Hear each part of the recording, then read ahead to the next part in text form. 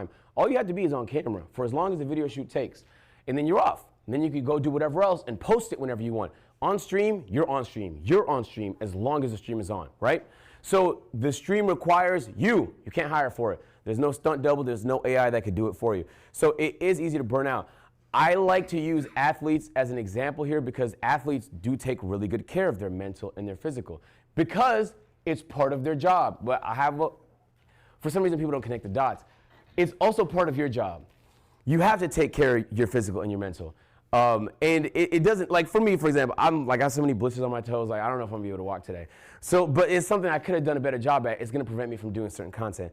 Beyond that though, you have to know where your line is. Everybody's a little bit different. If you felt you crossing over the line before, you have to be aware enough to identify where it is so you never cross it again. Because if you want to if you want to come up with the best way to shorten your lifespan as a content creator, keep crossing the line. You will eventually retire. It's just that simple. You keep crossing that line, and sayonara, you know, you're going to have to put the fries in a fucking bag at a certain point, bro.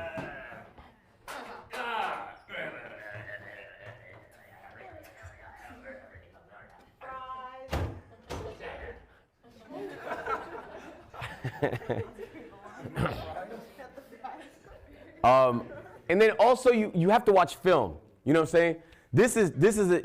If you're not watching film, you're missing half of the game. Because you can learn all the lessons yourself. It's very possible to, but it sucks. It costs money, it's expensive, and sometimes it hurts.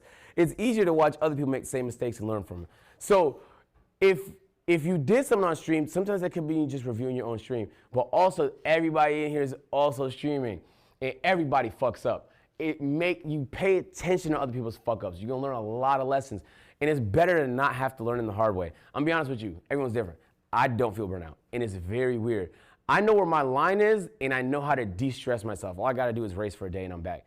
But there are certain people where they do end up having to take long breaks. Burnout's just a real thing. So it's time intensive. Just take care of yourself, man. Don't think you're better than a program. It's not. It can potentially happen to me. It just hasn't felt like it yet. So sometimes it can hit you like a ton of bricks. And have you ever talked to somebody that has dealt with burnout before? It's like, it's a lot, bro. Like, and it makes sense. I don't know therapy shit, but talk to people about, don't do it solo, gang. Have some friends, you know? Have some friends that do it with you. It's gonna help guide you through the journey. Anytime I'm feeling away, I talk to the bros. It makes me feel better. Passion. Okay, this goes without saying, but do you guys actually enjoy streaming? On everything I stand for, I had a couple conversations. There's some people here that don't, okay? And that's okay. Maybe you prefer YouTube. Maybe you prefer acting. Maybe you prefer something else. But I guarantee you, if you don't fuck with this, eventually it's gonna break you. Because fucking with it is actually the thing that's gonna make you wanna push through. The endurance from being fucking hate-formed and being burnt out and feeling like you're not that appreciated and having to deal with bullshit or whatever it comes with, you only get through that if you really care about the passion. The learning also comes from the passion. If you really care about it, when you get off stream, you're also learning. There's a streaming university called YouTube, bro. Fucking YouTube the problem. People have made YouTube videos about every topic under the sun. Everything you possibly want to learn is on YouTube and Google. The passion is gonna inform the learning. And Chris will tell you when we're roommates, I literally go to sleep learning things and I wake up remembering them. So like, I'll learn certain topics. I care about racing right now. I go to sleep watching racing videos. I care about making bread. I go to sleep watching economy videos. I need to know what's happening. I care about streaming. I go to sleep learning things about streaming YouTube videos. I don't care how many times I've heard it. There's always something new I can learn. Don't be too arrogant when it comes to learning something new. And understanding tech comes from love too. I'm gonna be honest with you guys. There's a lot of technologically retarded people in this university. And that's okay, and it's not an insult. It's just a lot of people that don't understand how to use their phones and their cameras, including me. We had a lapel problem yesterday, and if we didn't bump into fucking Mr. Keem, we would have been fried for the whole day. It just is what it is, bro. But you know what I did, though, when I found Keem? I didn't just let him fix the problem for me. I said, yo, what happened here? And he broke down and explained to me why we was having the lapel issue. He gave me a free fucking battery to solve the lapel issue, and then we had no problems for the rest of the day. You will have, bro, there's nothing more frustrating than the stream lagging, and you don't know what to do about it. And in most situations, the solution exists. You haven't learned it yet. There's tech classes on campus, and there's geniuses in the room. if you're not learning from them, it's almost like, do you have the passion? Because I don't care that much about audio technology, right? I'm not passionate about audio technology, but I care enough about streaming to want to do it right. And so take it as an opportunity, bro. Like, not just meeting people and learning things, but wow. Hey, Guapo. Are you fucking serious, Guapo? Huh? Are you fucking serious? Thanks for joining us. All right, this is not a surprise. You guys are in an event and you probably feel it. The meta is currently events. And I know it feels like you could never pull off your own streaming university because it probably costs $55 million. I don't know how expensive this event is. But you could be part of other people's events. And when people ask you, say yes. Unless it's something you're morally against, something like that. Because there is no easier attention. First of all, let me tell you why events have been hitting, okay? And I didn't quite realize it till this year. You could sit there and make content in your house by yourself as much as you want. But again, we talked about how collabs create appeal, how stakes create appeal, and how packaging can create appeal.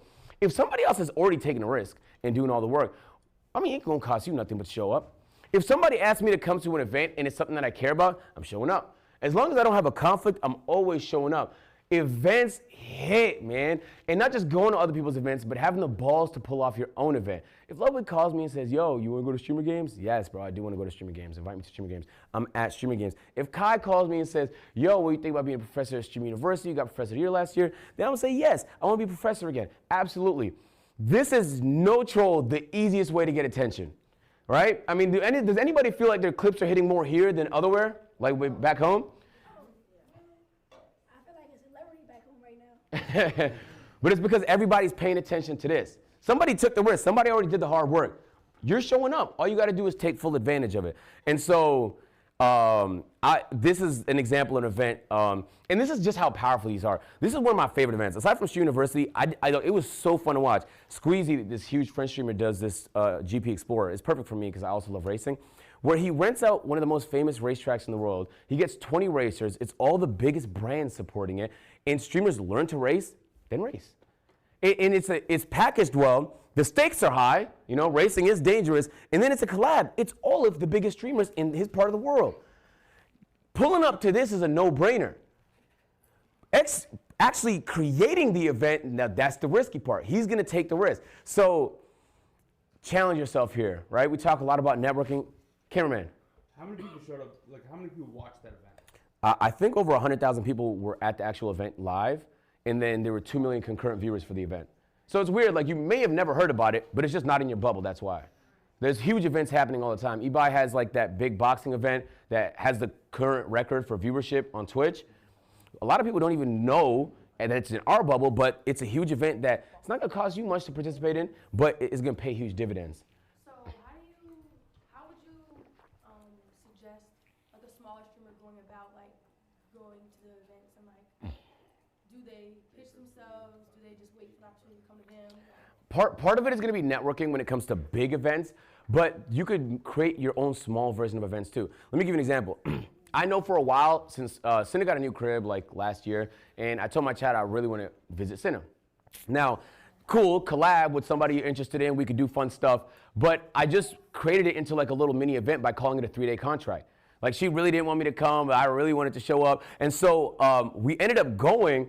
We just positioned it like a 3-day contract, and all it was me going to her house. We chilled, we vibed, we did events and stuff like that together, and it was a little mini event. And it cost some money to buy some of the stuff for the products and stuff like that, but you could create your versions of what that looks like all the time. You could take things that you don't even feel like are events and make them into events. Like what I see a lot of people doing now, and you might not even consider it an event, is I won't get off until this, right?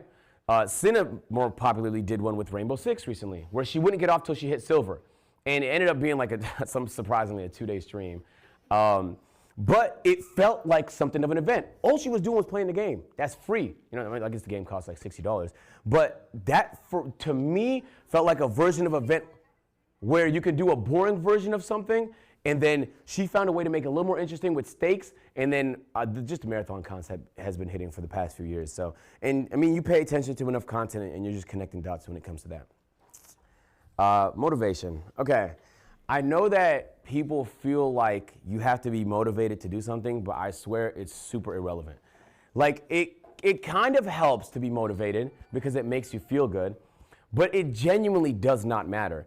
I'm gonna stream regardless of whether or not I'm motivated to do it.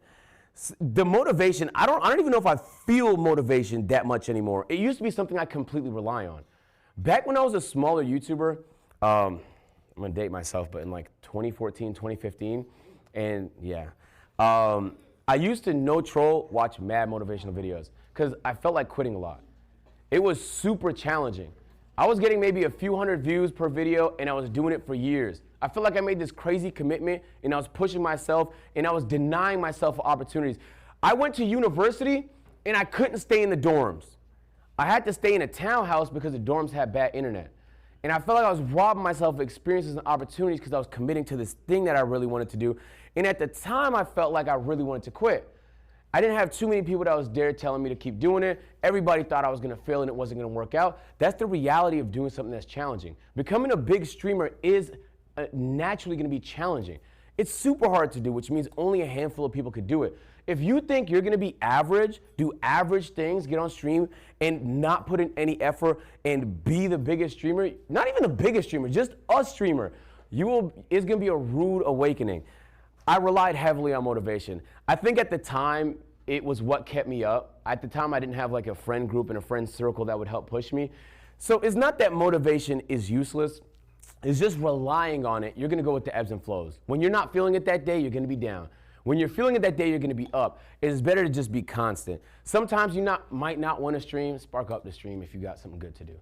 The only time you shouldn't stream is if your stream is about to be mid, if you don't think it's gonna be good content. Question?